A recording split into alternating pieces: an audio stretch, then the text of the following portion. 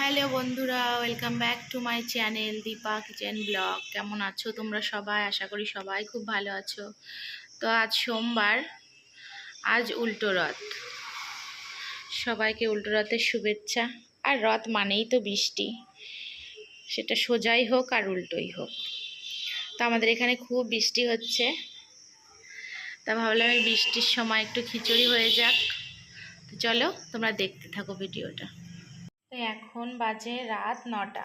তো আমি চলে এলাম আমার রান্নাঘরে। তো দেখো এখানে আমি প্রত্যেকটা উপকরণ নিয়ে নিয়েছি। আজকে করব খিচুড়ি। তার জন্য লাগছে এখানে আমার আলু, কুমড়ো, টমেটো এখানে কেটে রেখেছি, একটু আদা, আর এখানে কাঁচা লঙ্কা, দুটো শুকনো লঙ্কা, এটা আমি পেস্ট করে নেব, এর সঙ্গে জিরে দেব। আর এখানে রয়েছে আমার মুগ ডাল, আর এখানে রয়েছে আতপ চাল। তোমরা চাইলে এটা সিদ্ধ চাল দিয়েও করতে পারো, তো আমি আজকে এটা আতপ চাল দিয়েই করব। তো তোমরা রেসিপিটা দেখতে থাকো।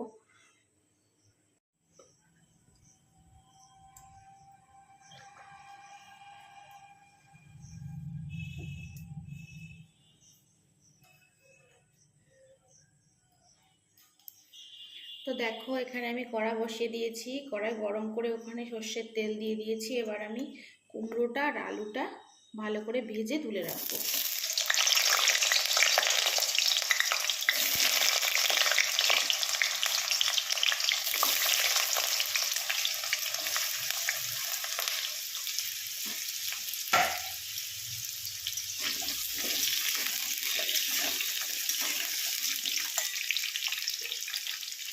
দিয়ে দেব সামান্য একটু লবণ।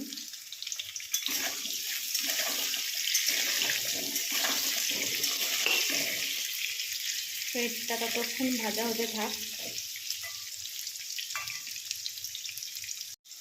তো দেখো এদিকে আমার মশলাটা করতে করতে এদিকে আমার আলু কুমড়ো খুব ভালোভাবে ভাজা হয়ে গেছে। এবার এটাকে আমি তুলে নেব।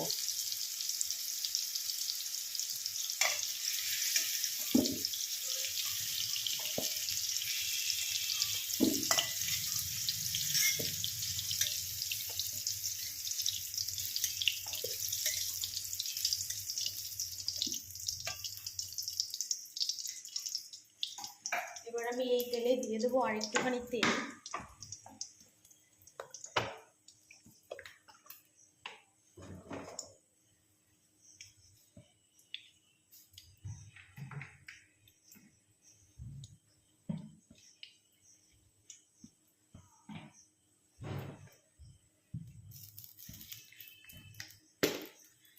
তেলটা গরম হয়ে গেলে আমি ওতে দিয়ে দেব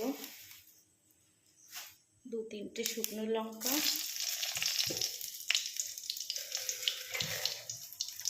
একটু তেজপাতা,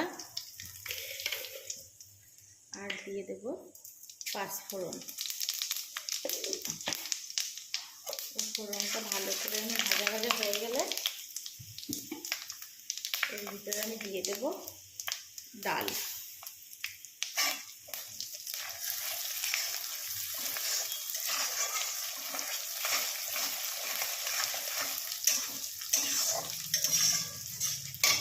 ডালটা আমি ভালো করে ভেজে নেব।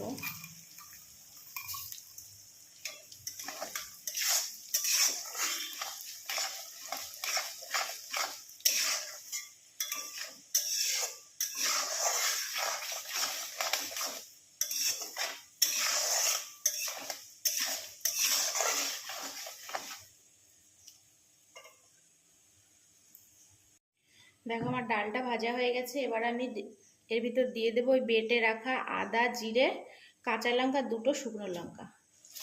এটাকে আমি ডালের সঙ্গেই ভালোভাবে ভেজে নেব। এতে কি হবে, খিচুড়ির টেস্টটা খুব সুন্দর আসবে। তোমাদের হাতে টাইম না থাকলে একদম সংক্ষেপে খুব শর্টকাটে এরকমভাবে তোমরা করতে পারো, টাইমও খুব কম লাগবে।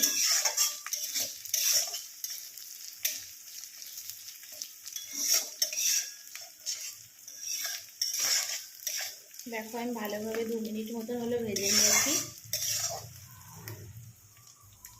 এবার আমি এতে অ্যাড করব জল। জলের পরিমাণটা বুঝেই দেবে। কারণ এই ডাল সেদ্ধ হওয়া জলের ভিতরেই তোমার চালটা চলে যাবে। চাল ডাল যাতে ভালোভাবে সিদ্ধ হয়ে গা মাখা থাকে সেরকমভাবেই তুমি জলটা দেবে। খিচুড়িটা একদম ঝোল ঝোল ভালো লাগে না, মাখা মাখা হলে গা মাখা ওটাই ভালো লাগে। আমি এতে আর একটুখানি জল অ্যাড করব। তো দেখো আমার জলের পরিমাণটা কম হয়ে গেছে বলে আমি এতে আর একটু জল অ্যাড করব। এবার ডালটা ফুটে উঠলে, যখন 80% ডাল সেদ্ধ হয়ে যাবে তখন আমি চালটা দিয়ে দেব। চালটা আমি একটু ধুয়ে দেব।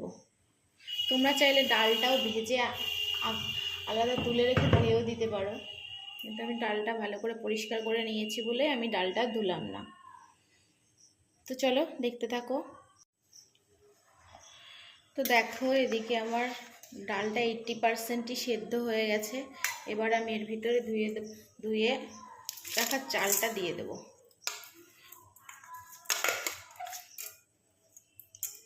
তোমরা অনেকেই বলতে পারো দিদি তুমি চালটা এত পরে দিচ্ছ কেন?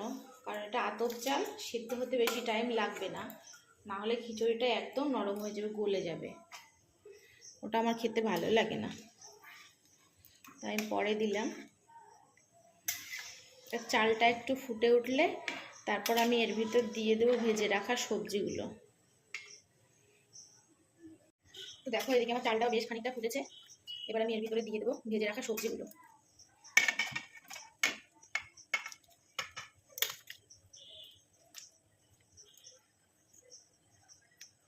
আমি কেটে রেখেছিলাম একটা টমেটো, ছোটো ছোটো দুটো, টমেটোটাও এবার এর ভিতরে দিয়ে দেবো।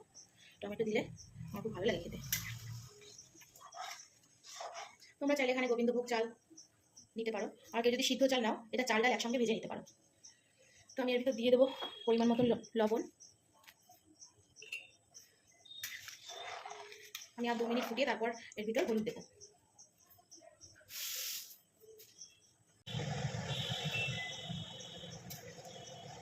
দেখো চাল ডাল আমার ভালোভাবেই ফুটে গেছে।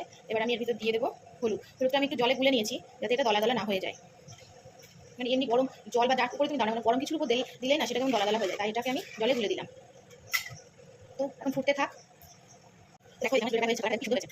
আর 5 মিনিট ফুটে আমি গরম মশলা দিয়ে কি গরম মশলা দেবো। আমি চিনি চামচে 1 চামচ ফুটে দিলাম। ঠিক আছে, দিয়ে দেবো। 5 মিনিট পর দেখো আমার খিচুড়ি একদম পুরোপুরি রেডি হয়ে গেছে। এবার আমি ঘি গরম মশলা দিয়ে এটাকে নামিয়ে নেব।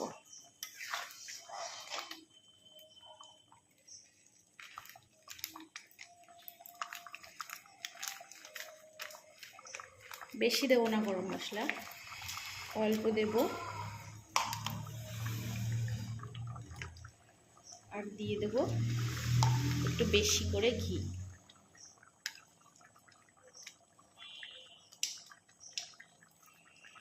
ভালো করে এবার মিশিয়ে নেব।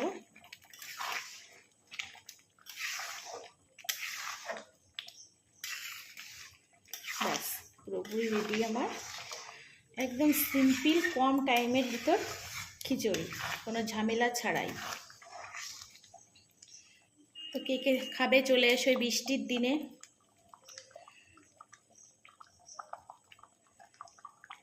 তাহলে এটা নামিয়ে নিই।